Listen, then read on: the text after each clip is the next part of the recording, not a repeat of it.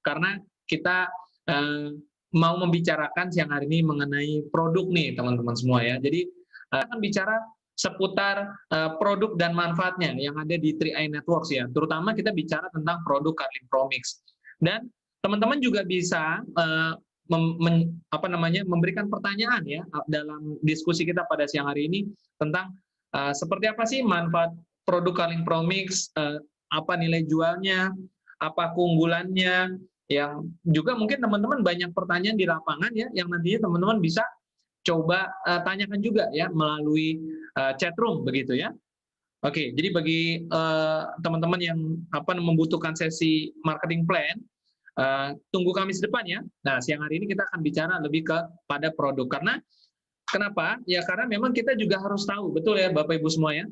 Ketika kita menjalankan bisnis 3i Network ini, kita bukan hanya butuh tahu marketing plan saja, tetapi kita juga butuh tahu produknya. Dan edukasi menjadi salah satu kuncinya. Dengan edukasi, Bapak Ibu akan lebih kenal, lebih paham tentang produk dan manfaatnya, dan otomatis akan meningkatkan kepercayaan diri. Betul ya, kalau Bapak Ibu sudah paham, sudah kenal dengan produk Carling Promix dan Gain Protection, tentunya ya ada dua produk kita, maka Bapak Ibu akan lebih pede, lebih yakin ketika mencoba mengajak temannya, sehingga tidak seolah-olah tidak seperti beli kucing dalam karung begitu ya. Dan sebelum kita mulai Bapak Ibu semuanya, 3i Live Channel ini sekali lagi adalah salah satu support sistem online nasional yang akan membantu Bapak Ibu semua untuk membangun aset di bisnis ini. Caranya mudah, hadir dan hadirkan orang untuk mengikuti acara di 3i Live Channel. Semakin banyak rekan-rekan yang Bapak Ibu bisa undang masuk ke acara ini, maka jaringan Bapak Ibu dan asetnya akan lebih cepat besar. Ulangi terus Senin sampai Sabtu, duplikasikan ke bawah, maka Bapak Ibu sudah memiliki aset di bisnis 3i Network ini. Saya akan ke Pak Sandy dulu nih ya, teman-teman semua ya. Jadi kalau kita bicara tentang produk, ya produk itu kalau di 3i ini ada dua pilihan ya Bapak Ibu ya. Yang pertama adalah produk Carling Promix, yang kedua adalah Gain Protection. Ya, jadi jangan salah, 3i Network bukan produk ya, 3i Network itu sistem bisnisnya, begitu. Nah, tapi siang hari ini kita akan bicara mengenai Carling Promix dulu lebih banyak nih teman-teman ya, mungkin Gain Protection di lain waktu. Kalau menurut Pak Sandy, produk Carling Promix yang dipasarkan melalui 3i Network ini sebenarnya target marketnya itu untuk kalangan seperti apa? Apakah pemula asuransi atau mungkin mereka yang sudah punya banyak asuransi? Gimana kalau Pak Sandy melihatnya, Pak? Sebetulnya kalau kita bicara dengan produk yang hari ini Carling Promix kita ini ya sebetulnya berbagai kalangan sebetulnya cocok Pak Fran. Apalagi ya mungkin ya kalau kita penekanan kalau di konsep 3i ya memang kita ada bisnisnya kan ya, tapi sebetulnya selain daripada bisnis ya kita berbicara produk, sebenarnya ini produk ini mempunyai satu nilai jual yang luar biasa karena penekanan daripada produk kita Carling Promix ini kan lebih bagaimana mempersiapkan satu bekal untuk hari tua. Nah tentunya semua orang itu butuh gitu loh persiapan ini gitu loh. Ya memang kalau kita berbicara orang yang sudah istilahnya mungkin ekonominya menengah ke atas ya banyak mereka yang sudah mungkin memikirkan ke arah sana gitu loh. Tapi menengah ke bawah yang kadang-kadang tidak terpikirkan oleh mereka gitu loh. Nah memang 3i Network ini jadi sebetulnya bisa menjangkau dari levelnya mungkin dari atas sampai ke bawah ya. Nah, itu Pak Fran maksudnya.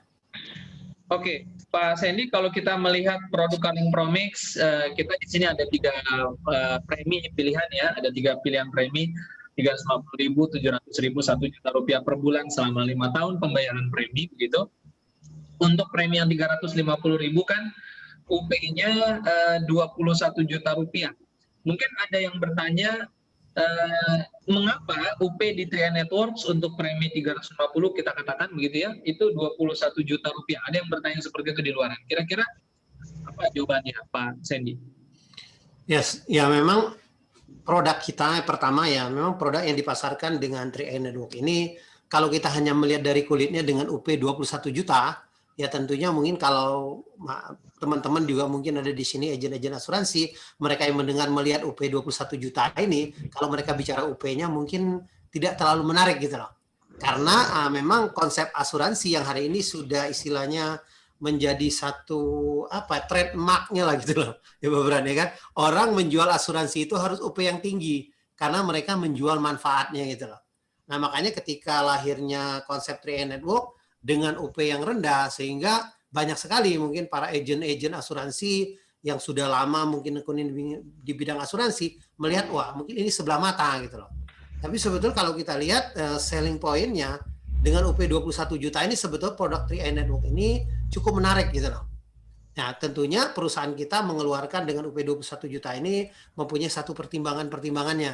Nah, salah satu ya kita ingin memasarkan ya sebetulnya dengan 21 juta ini istilahnya itu dan pertama lebih simpel sih sebetulnya ya kan. Ya kita kan tidak ada produk kita juga kita mempersiapkan dan yang terpenting sebenarnya kaitan ini dengan masa bayar sebetulnya. Proteksi itu berkaitan dengan masa bayar sebetulnya yang terpenting. Nah, UP dengan kita hanya 21 juta, masa bayar kita hanya 5 tahun gitu. 5 tahun ini istilah di 3i Network ini sebenarnya bukan istilah cuti premi gitu. Berarti artinya Anda benar-benar kita stop membayar gitu.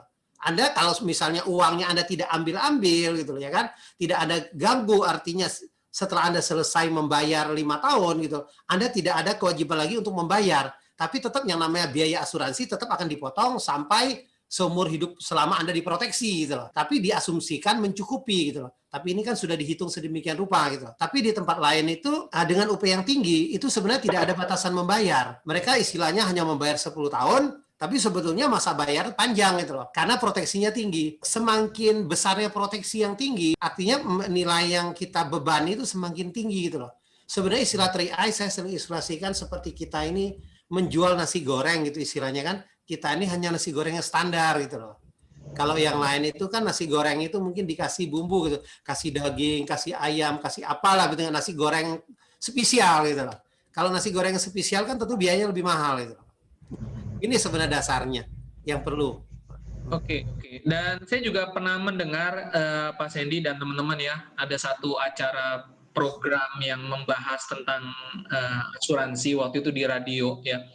Kalau nggak salah radio Smart FM atau apa begitu ya. Ini ada satu yang menarik, pembahasan tentang produk unit link, karena kita bicara tentang produk Karing Promise ini produk unit link teman-teman ya. Jadi ada satu statement yang menarik yang saya tangkap dari salah satu pembicara yang memang punya jabatan dan profesional ya, dan sangat cocok sekali dengan produk kita Karing Promise yang ada di 3i Network, yaitu begini, dikatakan bahwa salah satu pertimbangan seseorang memilih produk asuransi unit link itu salah satu pertimbangannya itu adalah apa yang terjadi apabila resiko tidak terjadi. Nah, ini menarik sebenarnya. Jadi seperti tadi Pak Sandy katakan bahwa seringkali produk asuransi itu hanya dilihat dari satu sisi saja, yaitu manfaat asuransi. Artinya kalau terjadi resiko,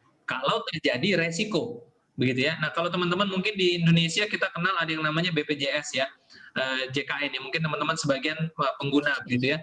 Kalau terjadi resiko sakit, maka akan ada manfaat, ya kan? Seperti itu kan?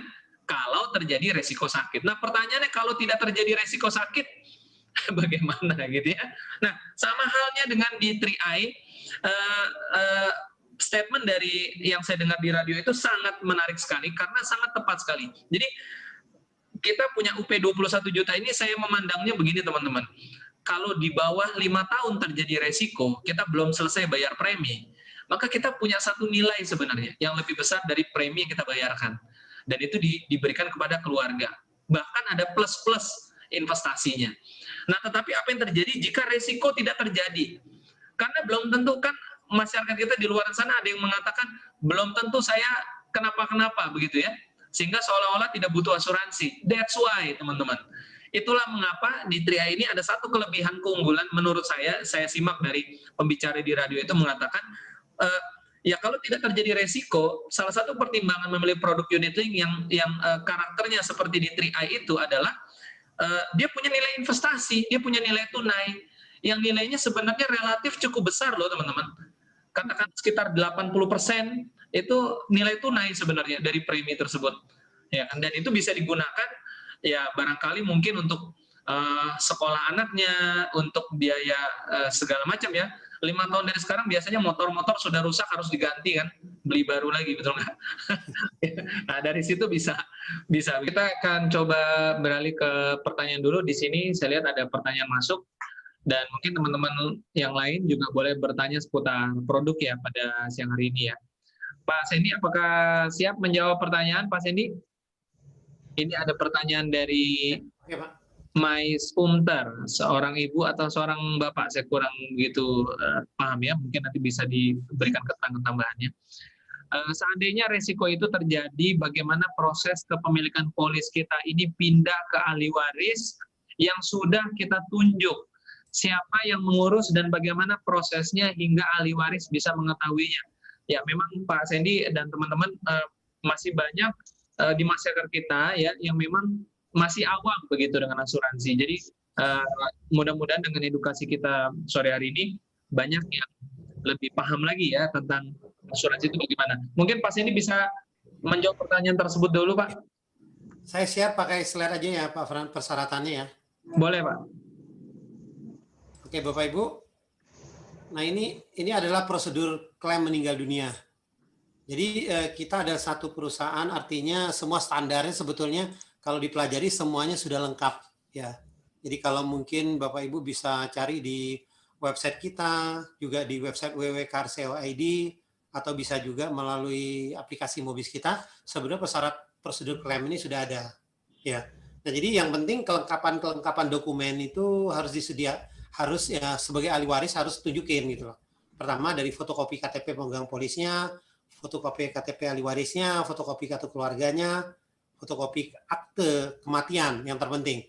Jadi yang si tertanggung ini artinya yang meninggal ini harus ada fotokopinya, surat keterangan meninggalnya, ya kan? Terus yang sudah dilegalisir ya di sana oleh pihak yang berwenang. Pertama ya di sini meninggalnya itu di mana gitu ya kan? Kalau dari rumah sakit harus ada keterangan dari rumah sakitnya juga gitu loh. Nah ini surat keterangan dokternya, formulir pemberitahuan klaim meninggal dunia. Nah ini ada formulir juga yang harus diisi gitu loh. Ya kemudian surat kuasa dari semua ahli waris kalau misal ahli waris lebih dari satu. Nah ini prosedur-prosedur klaim yang harus disiapkan. Jadi kepada ahli warisnya. Gitu. Ya demikian mungkin Pak Fran ya. Ini prosedurnya. Oke, baik. Jadi sebenarnya ya, Pak. Kemudian dikirimkan aja ke kantor ya. Oke. Kira-kira menurut Pak Sendi, jika kita punya polis asuransi, sebaiknya pihak keluarga perlu dikasih tahu tidak, Pak Sendi? Harusnya dikasih tahu ya pihak keluarga. Ya, jangan disimpan polisnya, betul kan? Iya. Harusnya pihak keluarganya tahu kalau punya asuransi, betul nggak? Iya. Jadi asuransi ini sebetulnya ya terbuka. Tapi kalau seandainya polisnya juga sampai hilang segala, ya kan? Ya sebenarnya tidak masalah. Yang penting kita bisa cek juga kok. Jadi datanya juga tidak akan hilang. Apalagi hari ini kalau pola dengan 3NRU kan kita ada aplikasi. Melalui aplikasi bisa dicek gitu loh. Yang penting ada nomor polisnya gitu loh. Ada KTP-nya gitu loh. Ya, itu akan dicek juga gitu loh. Tanpa mungkin ketika bisa terjadi kehilangan klaimnya juga tetap akan dibayar gitu loh. Kita ada persyaratan-persyaratan yang ini sih dipenuhi. Oke, jadi itu memang aja sih mungkin memang kita kasih tahu ke pihak keluarga kalau kita punya polis asuransi jiwa, jangan kita umpet-umpetin begitu ya. Karena yang khawatirnya nanti umpet-umpet malah kalau ada resiko terjadi, pihak keluarga tidak mengerti.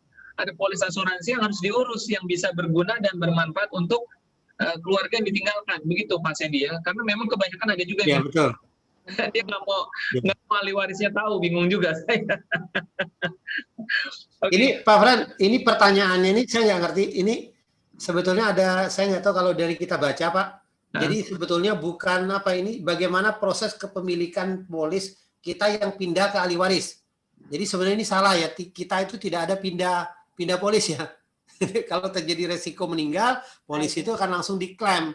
Jadi uang pertanggungannya dan nilai dari kalau masih ada nilai investasi yang tersisa itu akan diberikan kepada ahli waris, bukan dipindah tangankan gitu loh ya.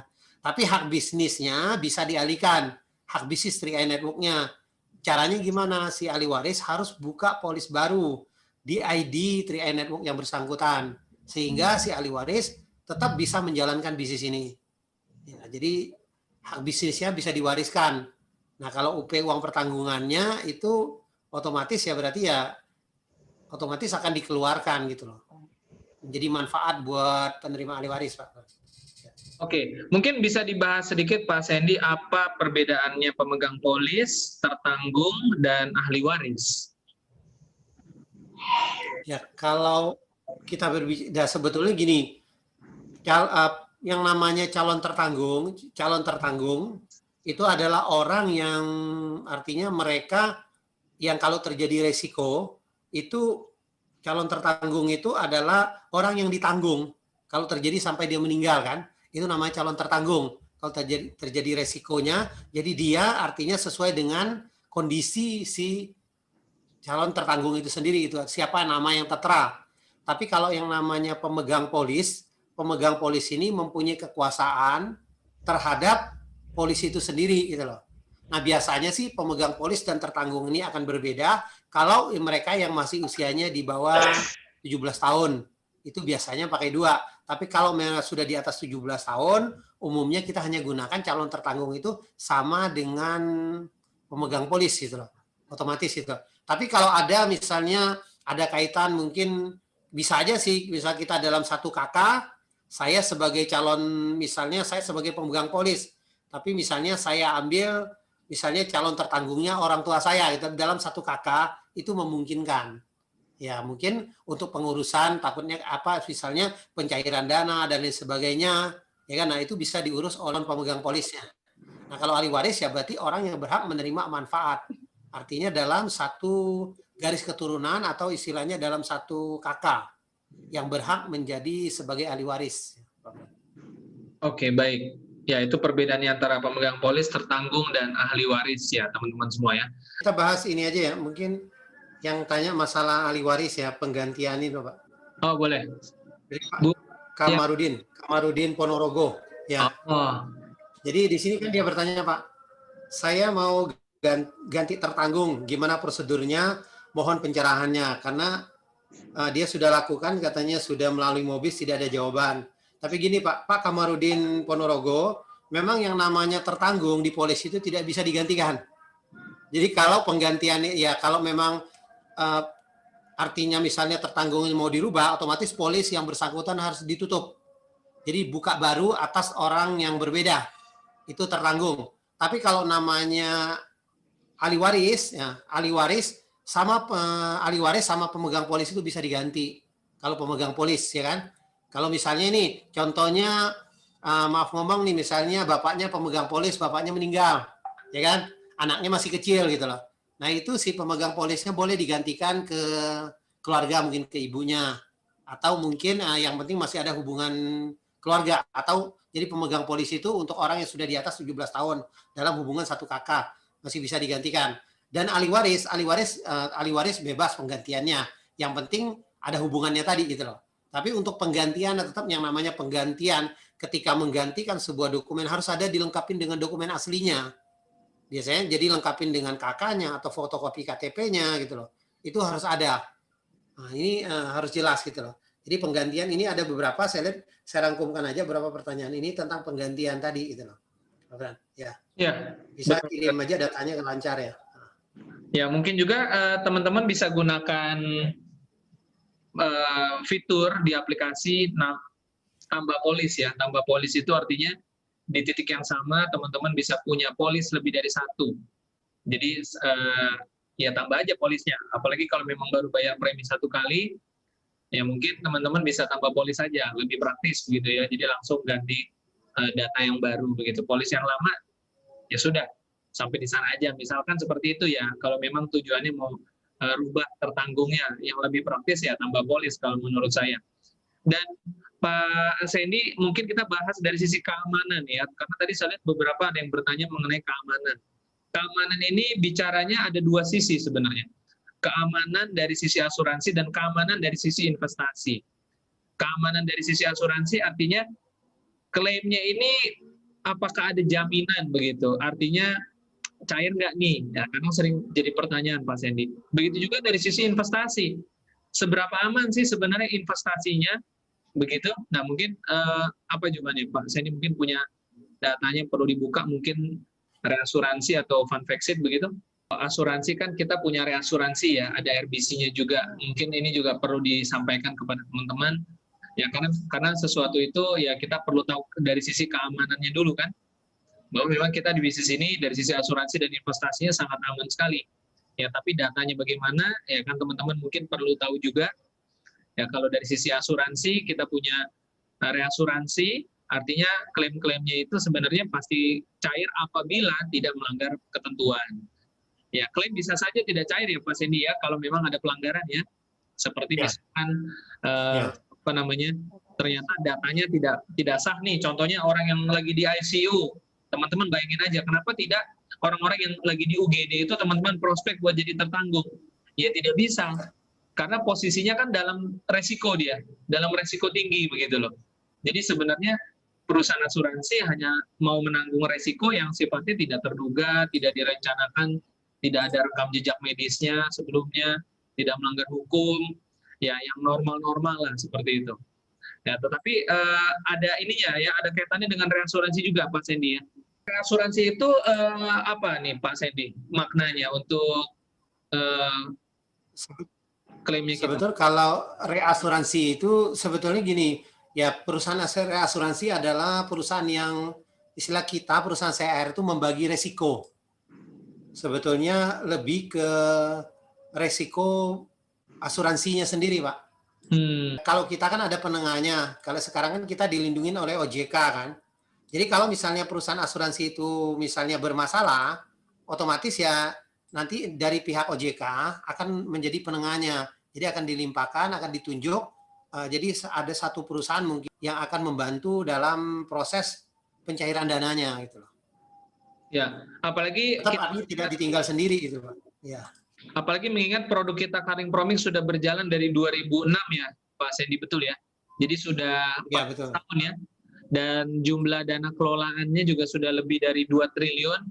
Artinya kepercayaan masyarakat sudah cukup tinggi, dan teman-teman juga bisa lihat di Funfactsit ya. Mungkin nanti bisa di-download dari website Sentral Asia Raya begitu. Teman-teman bisa lihat di sana bahwa portofolio investasinya itu solid, aman, ya. Jadi bukan sesuatu yang tidak ada begitu, tapi semuanya bisa dilihat. Pertumbuhan dari waktu ke waktu bisa dilihat. Jadi bisa dibilang kalau investasinya mah sangat terjamin ya Pak Sendi ya, bukan gorengan atau sesuatu yang direkayasa. Karena kita kan mengelolanya juga kan, mereka mungkin kalau Bapak Ibu dengar yang Kar Menyapa yang beberapa sesi yang lalu ya. Nah, di situ kan dibahas bagaimana cara teknik pengolahan dana ya di asuransi kita. Jadi sebetulnya CAR ini adalah satu company, mereka itu sangat berhati-hati sekali dalam pengolahan dana. Jadi ada ketentuan-ketentuan yang mereka benar-benar pegang, mereka tidak langgar sama sekali gitu loh. Makanya hari ini kenapa kita bisa bertahan, bertumbuh sampai 45 tahun. Tapi kalau kita berbicara hari ini, kalau dalam pemikiran kita, semua risiko itu pasti ada. Ya kan? Hari ini ya, maaf ya Pak Fran, kita lagi duduk aja kita ada risiko loh, betul nggak? Kenapa bisa aja kursinya patah, betul nggak ya, kita lagi duduk, betul nggak?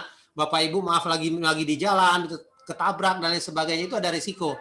Tapi ya kan yang penting kan istilahnya kita kalau kita dengan hati-hati, kita lihat kondisinya, betul nggak? Risiko itu akan terjadi minimal. Nah ini minimal, secara minimal risiko kita kan berbagai pihak, berbagai perusahaan hari ini kita juga sudah dipegang oleh orang-orang yang benar-benar kompeten di bidangnya. Jadi harapan kita Bapak Ibu jangan khawatir, artinya kan, nah karena apalagi dengan track record yang hari ini sudah berjalan gitu loh, nah perusahaan kita ini adalah sangat aman hari ini sebetulnya, ya kan? Apalagi nilai uang kita juga, ya kalau kita berbicara satu polisnya kan juga tidak terlalu besar gitu loh, ya, yang menjadi satu risikonya gitu. Itu mungkin Pak Fran jadi jawabannya Pak. Oke, baik. Ya, jadi teman-teman sekali lagi kalau bicara mengenai asuransinya sangat aman sekali. Keamanannya dari mana? Satu, teman-teman bisa cek nanti di website CAR juga ya, maupun di Facebook official 3i dan CAR begitu. Sampai dengan 2020 saja, sampai bulan Juli, itu ada sekian miliar yang sudah dicairkan ya. Jadi klaim-klaimnya sangat lancar sekali teman-teman. Yang penting tidak ada pelanggaran. Seperti itu ya. Namanya pelanggaran ya tentu saja berarti melanggar ya. Itu bisa gagal klaim begitu. Dan investasinya teman-teman bisa buka Funfactsit ya, dan temukan di sana instrumen-instrumen investasinya benar-benar seperti tadi Pak Sendi sampaikan ya, sangat berhati-hati sekali, tidak macam-macam ya, tidak ada namanya saham gorengan atau apa, tidak ada ya, teman-teman bisa lihat semua di sana. Dan terbukti juga sudah berjalan produk ini dari 2006. Dari 2006 sampai 2020, 14 tahun. Dan jumlah dana yang dikelola semakin lama semakin banyak. Jadi itu yang membuktikan sebenarnya rekam jejak ya teman-teman ya. Kalau satu produk baru mungkin teman-teman boleh khawatir. Tapi kalau ini produk yang sudah 14 tahun, ya sepertinya masa-masa kekhawatiran itu sudah lewat ya. Kita sudah aman begitu, betul nggak? Ya kan, jadi teman-teman bisa dengan santai ya bayar Rp350.000 tanpa khawatir ya. Dan lebih jauhnya ya memang teman-teman juga mungkin bisa lihat lagi profil dari perusahaan Sentral Asia Raya, bisa juga menengok ke belakang, ada beberapa video car menyapa yang sudah dilaksanakan dari kantor ya, teman-teman di situ bisa lihat ada jajaran direksi juga yang turun untuk menyampaikan hal-hal penting tentang perusahaan kita. Jadi sangat aman ya. Tadi saya lihat ada pertanyaan dari Bu Siti, itu saya rasa sudah cukup menjawab ya. Dan banyak juga memang pertanyaan-pertanyaan ini sifatnya teknis nih Pak Sandy, teman-teman. Ini ada dari Ibu ya, Ibu Danis Andriani Pak. Saya mau tanya, apabila sudah 5 tahun lunas, tapi mau tutup, dan apabila daftar lagi, apa harus jeda 6 bulan? Danis dari Ciamis ya. Oke, ini Ibu ya sepertinya. Oke, nah Ibu Danis, sebetulnya gini, kalau yang namanya buka polis baru, itu sebetulnya tidak ada jedanya ya, istilahnya. Kita tidak ada batasin gitu loh, ya kan? Jadi sebetulnya kalau kita mau buka polis itu ya kan, hari ini saya tutup, besok saya buka lagi, itu boleh gitu loh, polisnya gitu loh. Yang menjadi jeda itu sebetulnya ID3I-nya. Ya. Kalau jadi Anda hari ini tutup mungkin ketika otomatis sih, kalau saya hari ini sebagai tertanggung pemegang polis di ID saya, ID3I-nya mungkin yang dia maksud ya. Nah, kalau misalnya kita tutup polisnya, ya memang ini ada jeda untuk kalau mau buka lagi ID. Tapi kalau ID-nya itu dibuka dalam jalur yang sama, itu tidak ada jedanya. Boleh dibuka. Karena bahkan lagi satu KTP aja kita kan boleh 4 ID gitu loh. Tapi kalau buka di jalur yang berbeda, itu ada ketentuan kita, memang harus ketentuan 6 bulan. Ya, itu mungkin Pak Fran. Jadi ada insurance, ada investment, dan tentunya ada income, passive income di bisnis 3i Networks teman-teman semua. Dan saya percaya kita semua dalam hidup ini, apalagi kalau sudah berkeluarga ya, rata-rata semua sudah berkeluarga. Kita mau menyiapkan harta warisan kita buat keluarga, kita siapkan lewat insurance-nya. Kita membutuhkan investasi buat 5 tahun dari sekarang, betul? Untuk biaya hidup, rencana keuangan, ada investasinya. Dan tentunya siapa sih tidak butuh penghasilan yang lebih baik, yang lebih besar? Ada income-nya. Itulah 3i Networks teman-teman semua ya. Dan hanya Rp12.000 per hari, teman-teman bisa dapatkan itu semua. Ya tentunya dengan membangun jaringan juga ya di bisnis ini.